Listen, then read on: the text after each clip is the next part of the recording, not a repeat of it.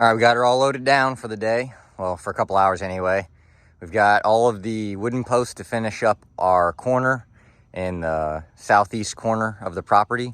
And then there's an uphill there, an incline, so we're gonna have to H-brace at the top of that incline.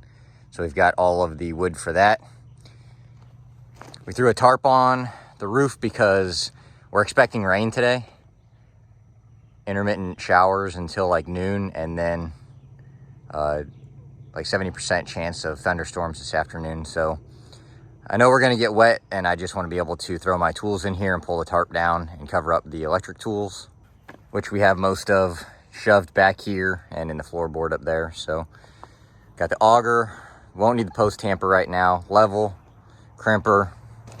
Well, I think we're ready to go. I'm hoping not to have to come back for too many tools that I forgot, but this should be everything. So let's head out and get to it for the day.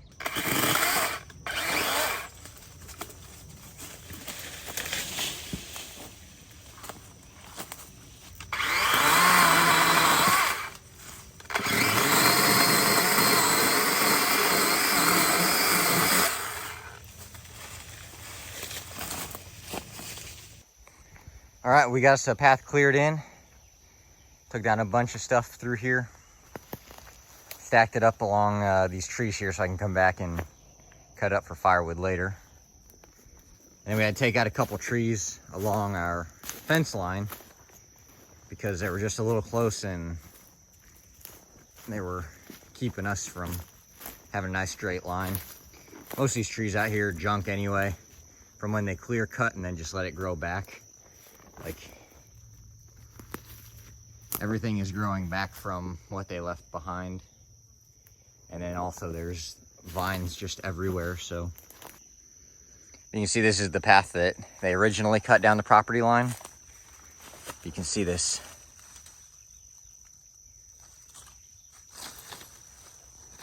And mind you, it's 2 foot inside of my border. If you look way, way, way down there, you can see you can see the post, my post on the left, and then just to the right of it, they look kind of white. Let's see, right there.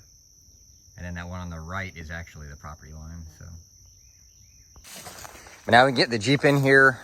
We'll have to drive over our high tensile wire. We'll run down first and throw some paint down like I did here.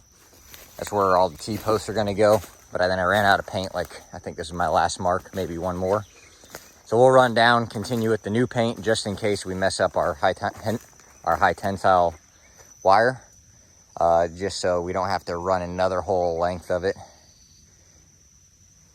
But yeah, we got to go down. It starts to taper off down there, and then it goes into some lowland, and then you can just maybe barely make out in the middle of the path down there the corner post I put up.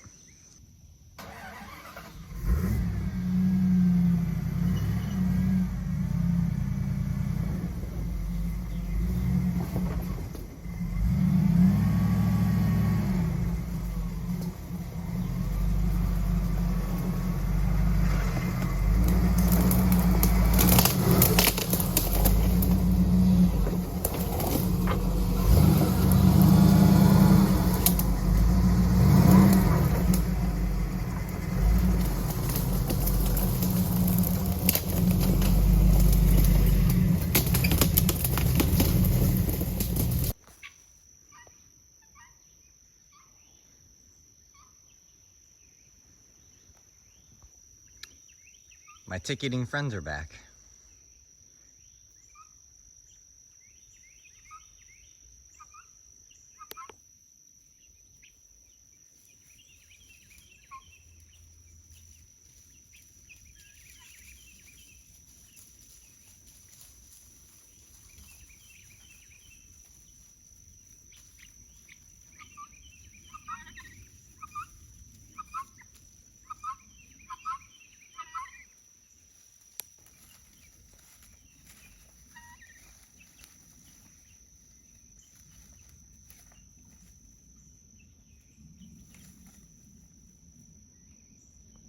All right, so this is what I came up with. I think it's gonna work all right. I mean, this is like basic stuff, but I made it stick out so far because if I use it in like the John Deere Gator, the bed overhangs where the hitch is.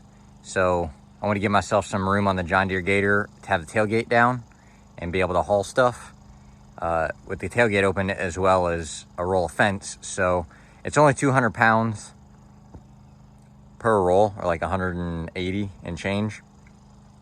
And I put my 170 pound butt on that and bounced up and down, and it seems like it'll do fine. But what you have is the 2-inch receiver tube. That's some quarter wall, some pretty heavy stuff there.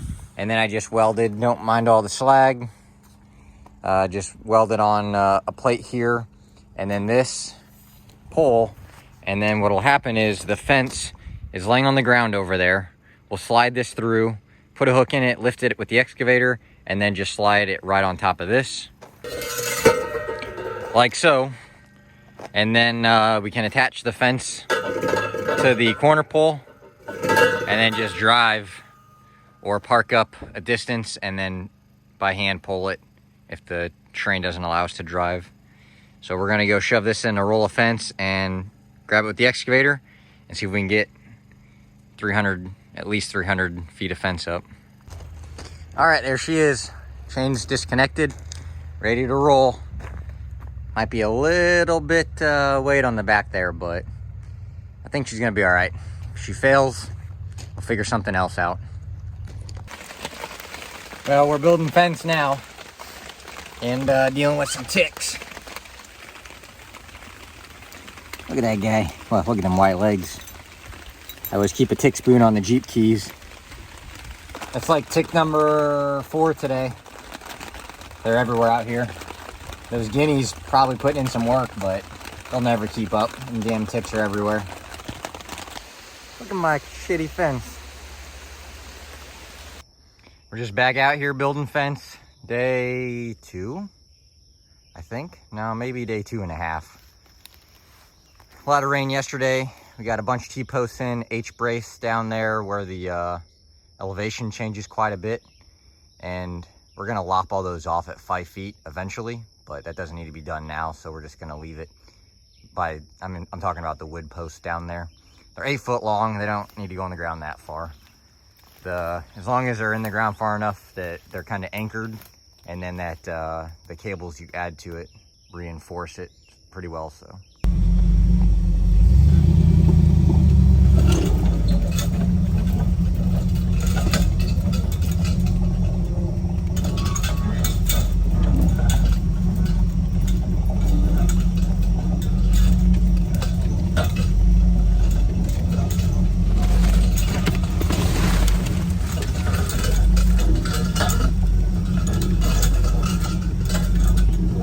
Well, we're cutting our way through the woods to try and get the woven fence in here.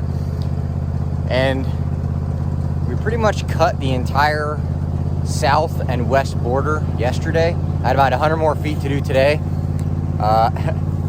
Both of my gas chainsaws have let me down. So the DeWalt 20 volt, this guy right here, has pretty much cut, oh my gosh, like 1,300 feet of trail in the woods, wide enough for this gator to fit through.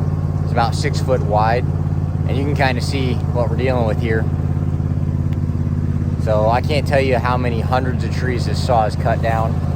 We've been through about probably 8 batteries. I do think it's time for a new gas chainsaw.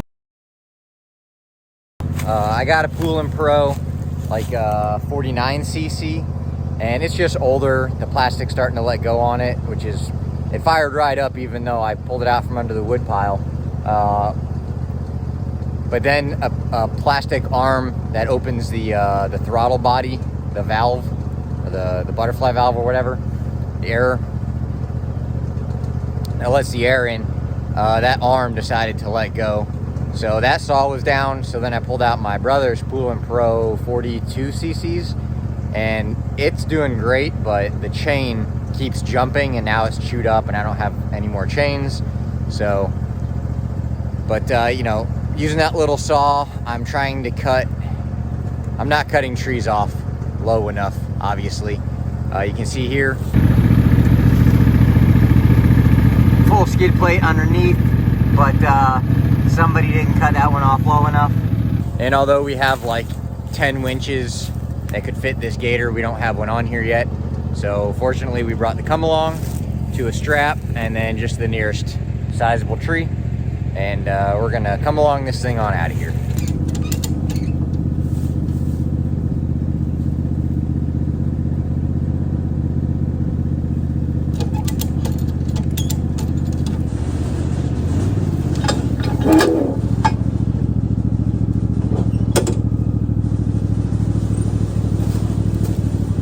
She just needed a little help. It was hung up on the belly pan and I couldn't lift it up enough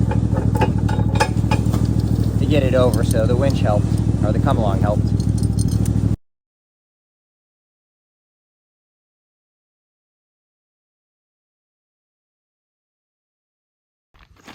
Well, the fence unroller made it, just barely. We had to make some repairs to it the other day.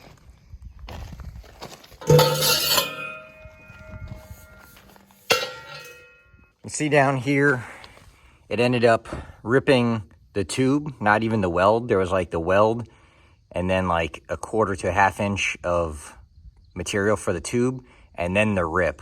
So what we ended up doing was I welded on a heavier piece of tube inside this, slipped it over. I welded the heavier piece of tube to the 2" by 2" quarter wall.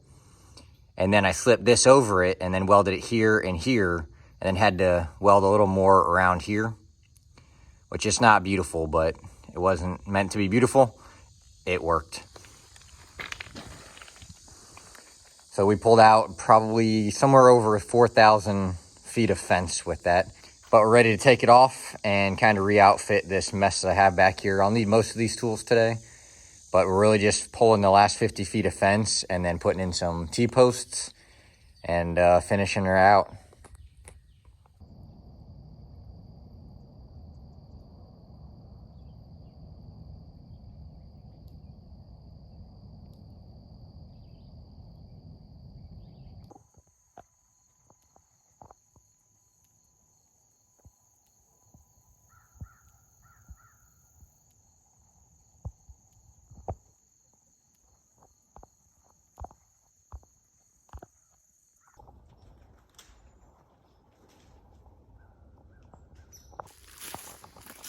So here's a fence on the back side of the property, running through the woods. That's one corner. That's kind of where I started. And then, oh, don't mind my pointer. It's also my spider web clearer.